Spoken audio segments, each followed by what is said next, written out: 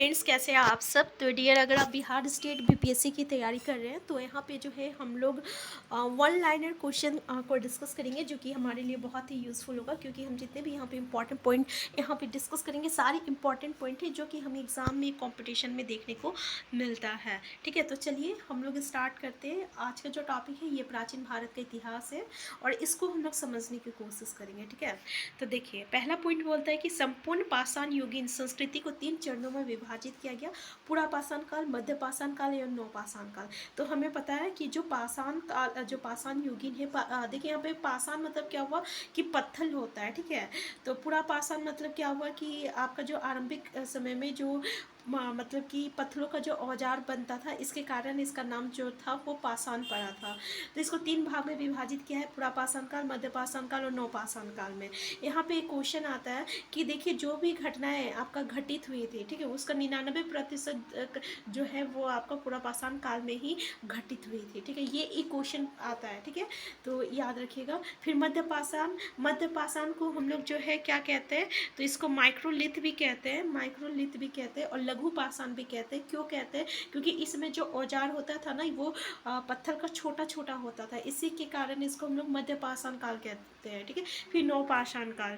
Next है आपका इतिहास के आरंभिक काल को पूरा पाषाण काल, उसके बाद के काल को मध्य पाषाण काल एवं नवपाषाण काल नाम से जाना जाता है, जो कि अभी हम लोग डिस्कस किए। फिर देखिए पूरा पाषाण काल में पत्थर का औजार जो है सबसे पहले आया था, इसलिए इसका नाम जो है पूरा पाषाण काल पड़ा था। लघु पाषाण जो था ये पत्थरों के औजार होते थे, बहुत छोटा होता था, इसलिए इसका नाम लघु पाषाण पड़ा था और इसको इंग्लिश में माइक्रोलिथ भी कहते हैं। पुरालेख शास्त्र शिलालेख का अध्ययन है। पुरालेख देखिए, शिलालेख का अध्ययन किसको का अध्ययन क्या कहलाता है, तो पुरालेख शास्त्र कहलाता है। पुरालेख शास्त्र शिलालेख का अध्ययन है। ठीक है, शिलालेख से याद आया, जो अभिलेख और शिलालेख जो है किससे आपका संबंध रखता है, तो सम्राट अशोक से संबंध रखता है। ठीक है, सम्राट अशोक जो है ना ये बहुत सारे अभिलेख लिखे, शिलालेख लिखे, इसमें अशोक के शिलालेख 14 शिलालेख है। यहाँ से भी हमें क्वेश्चन देखने को मिलता है, तो थोड़ा सा याद रखिएगा कि अशोक के कितना शिलालेख है, तो 14 शिलालेख में है। ठीक है, इसमें 13वें शिलालेख जो रहता है ये बहुत ही इंपॉर्टेंट है। क्यों है? क्योंकि यहाँ पे जो है हमें कलिंग युद्ध का वर्णन देखने को मिलता है। कलिंग युद्ध क्या था, तो ये आपको उड़ीसा है। कलिंग कहाँ है पूछा जाता है, ये उड़ीसा में है। और यहाँ पे जो है युद्ध हुआ था जिसमें लाखों लोग जो है मारे गए थे, तो उनका खून देख के जो है इनका हृदय परिवर्तन हो गया था। उसके बाद इन्होंने बौद्ध धर्म को अपना लिया और शस्त्र को त्याग दिया था। ठीक है, तो जब ये राजा बने थे उसके 8 साल बाद ये कलिंग युद्ध हुआ था और इसका जो वर्णन है ये सम्राट अशोक के 13वें शिलालेख से देखने को मिलता है। ठीक है, तो शिलालेख से हमें ये सब क्वेश्चन देखने को मिलता है। इसके अलावा 2-4 क्वेश्चन और भी देखने को मिलेगा, जो कि हम लोग नेक्स्ट टाइम डिस्कस करेंगे। नेक्स्ट है आपका ऐतिहासिक लेखों का संरक्षण विज्ञान की मियोलॉजी के अंतर्गत आता है। ठीक है, नेक्स्ट है जम्मू कश्मीर के ब्रुज होम से गर्त निवास के प्रमाण मिले हैं।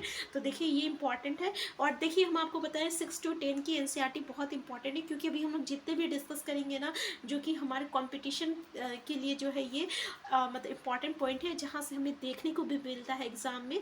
रेलवे एग्जाम हो गया या और भी कोई भी एग्जाम हो गया, बिहार स्टेट बीपीएससी अगर हम देखें तो हमारा बिहार स्टेट और बीपीएससी जो है सारा एनसीईआरटी से ही भरा हुआ है। ठीक है ना, तो उसके लिए जो है 6 to 8 की एनसीईआरटी जो है ऑलरेडी हम लोग कर रहे हैं। तो देखिए यहाँ पे हम लोग क्लास 6 में ही ये पॉइंट हम लोग डिस्कस किए हुए थे, क्लास 6 का चैप्टर में, कि जम्मू कश्मीर के ब्रुज होम में गर्त निवास के प्रमाण मिले हैं। गर्त निवास क्या होता है, तो जो जो ज़मीन के अंदर जो मतलब कि घर बनाया जाता है उसको हम लोग गर्त निवास कहते हैं। ठीक है, तो ये ब्रुज होम में मिला है। नेक्स्ट है मेहरगढ़ नवपाषाण युग का प्राचीनतम प्रमाण प्रस्तुत करता है। नेक्स्ट है भीमबेटका की गुफा है, मध्य प्रदेश में स्थित है। तो भीमबेटका कहाँ है, मध्य प्रदेश में स्थित है। फिर भीमबेटका के रॉक शेल्टर्स विंध्य रेंज की तलहटी में स्थित थे।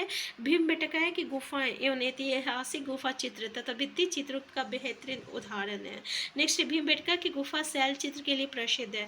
तो शैल चित्र के लिए कौन प्रसिद्ध है, भीमबेटका की गुफा। नेक्स्ट सिंधु घाटी की सभ्यता की खोज सर्वप्रथम दयाराम साहनी ने की थी। सिंधु घाटी की सभ्यता सबसे पहले किसने की थी, दयाराम साहनी ने की थी। ठीक है, और सिंधु घाटी सभ्यता जो था कैसा युग था, तो काश युगीन सभ्यता थी। कैसा युग था, काल से युगीन सभ्यता थे। सिंधु घाटी सभ्यता की की उत्तरी सीमा जो है मांडा, जो कि कश्मीर में है। ये उत्तर जो है ये मांडा जम्मू कश्मीर में है। फिर आपका दक्षिण देखिए ये देमाबाद है जो कि महाराष्ट्र में है, याद रखिएगा महाराष्ट्र में है। और पूर्वी जो है ये आलमगीर है, ये पूर्वी ये जो आलमगीर है, ठीक है, ये आपको यूपी में है। और ये जो है पश्चिमी ये आपका सुल्तानगंज डोर है जो कि बलूचिस्तान में है, ठीक है। तो ये एक बार याद रखिएगा कि पूरा पश्चिम में क्या है। फिर से हम लोग एक बार देखते हैं कि उत्तर में मांडा है जो कि जम्मू कश्मीर में है। तो जम्मू कश्मीर आपको ऐसे भी पता है कि उत्तर में है। फिर दक्षिण में हम लोगों का महाराष्ट्र है। फिर हम लोगों का पूरब में आलमगीर है जो कि उत्तर प्रदेश पड़ता है। और पश्चिम में जो है सुल्तानगंज है जो कि बलूचिस्तान में पड़ता है।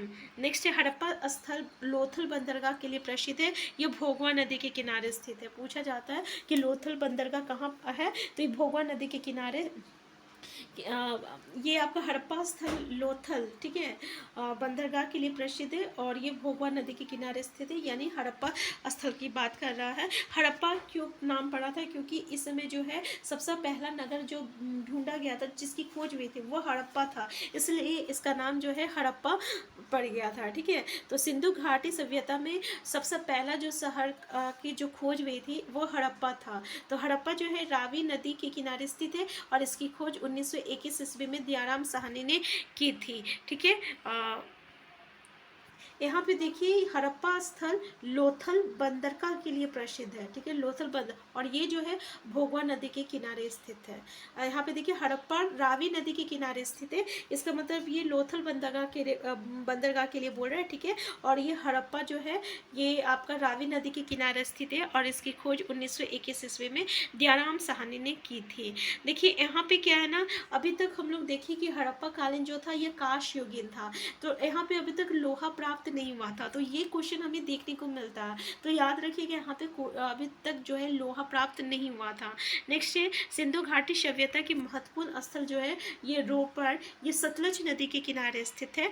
और सिंधु घाटी सभ्यता की लिपिक जो है ये आपको भाव चित्रात्मक थी, जिसे अभी तक नहीं पढ़ा जा सका है, ठीक है। तो सिंधु घाटी सभ्यता की जो लिपि है उसको अभी तक पढ़ा नहीं गया है, उस पर अभी भी एक्सपेरिमेंट चल रहा है। हड़प्पा सभ्यता के लोग कैसे थे, शहरी थे। हम लोग डिस्कस किए हुए कि किस तरीके से हड़प्पा नगरों का विकास हुआ था, किस तरीके से यहाँ पे घरों का विकास हुआ था, ठीक है। तो जहाँ पे हम लोग देखे थे कि मोहनजोदड़ो में एक ग्रेट बाथ था जो कि बीच में बनाया गया था, फिर चारों तरफ से घर था और वहाँ पे उतरने के लिए दो तरफ से सीढ़ी था, ठीक है।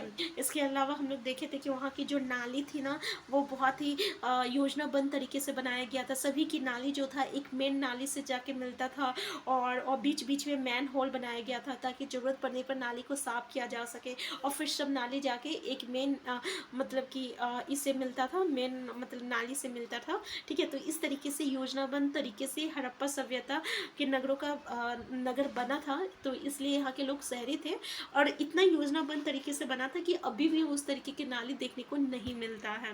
नेक्स्ट है सिंधु घाटी सभ्यता के महत्वपूर्ण स्थल जो है धोलावीरा है, गुजरात जो कि कच्छ का रण में स्थित है। ये पूछा जाता है, धोलावीरा के बारे में हम लोग बहुत कुछ डिस्कस किए हुए हैं, जो क्लास 6 में डिस्कस किए हुए थे, क्लास 6 के चैप्टर 2nd या 3rd में डिस्कस किए हुए हैं, जो कि काफ़ी इंपॉर्टेंट है। सबसे पहले तो कच्छ का रण में स्थित है, यहाँ से उन्नत जल प्रबंधन के प्रमाण प्राप्त हुआ है। यहाँ पे बारिश बहुत कम होता था, तो सोचिए उस समय पानी को बरसात को जो है संजो कर रखा जाता था ताकि इसे जो है बाद में इसका यूटिलाइज किया जा सके। नेक्स्ट है आपका मोहनजोदड़ो को सिंध का मरुस्थल के रूप में जाना जाता है और धोलावीरा जो है कहाँ है, तो लूनी नदी के किनारे स्थित है। सिंधु घाटी की सभ्यता के लोग जो पशुपति की पूजा करते हैं और विशाल स्नानगृह जिसको हम लोग ग्रेट बात कहते हैं मोहनजोदड़ो से मिला, जो कि अभी हम आपको डिस्कस किए हुए थे ना कि ये जो मतलब कि तालाब था जो कि चारों ओर घर था और उसके बीच में तालाब था और इस तालाब में जो है किसी खास मतलब मुहूर्त पे जो है पानी भरा जाता था, जैसे कि राजा का जन्मदिन हो गया या उसका राजाभिषेक हो रहा हो, कुछ इंपॉर्टेंट दिन में, और फिर ये पानी जो है कुआं से भरा जाता था और जैसे ही यूज़ हो जाता था ना फिर इस पानी को खाली कर दिया जाता था, ठीक है। तो ये हम लोगों को मोहनजोदड़ो से मिला है। और ये याद रखिएगा सिंधु घाटी की सभ्यता, ये क्वेश्चन पूछा जाता है किसकी पूजा करते हैं, तो पशुपति की पूजा करते हैं। तो आज की क्लास हम यहीं तक रखते हैं, क्योंकि इससे आगे हम लोग नेक्स्ट क्लास में डिस्कस करेंगे। और हम लोग यहाँ पे बहुत ही कम टाइम में देखिए बहुत सारी इंपॉर्टेंट कॉन्सेप्ट को डिस्कस करेंगे, जहाँ से हमें, जो कि अगर आप 50 MCQ कीजिएगा तो सिर्फ 10 लाइन हम लोग मतलब कि वन लाइनर क्वेश्चन में हम लोगों का कंप्लीट हो जाएगा। तो आज की क्लास हम यहीं तक रखते हैं। चैनल में नए, चैनल को सब्सक्राइब कर लीजिएगा। हम फिर मिलते हैं, तब तक के लिए थैंक यू।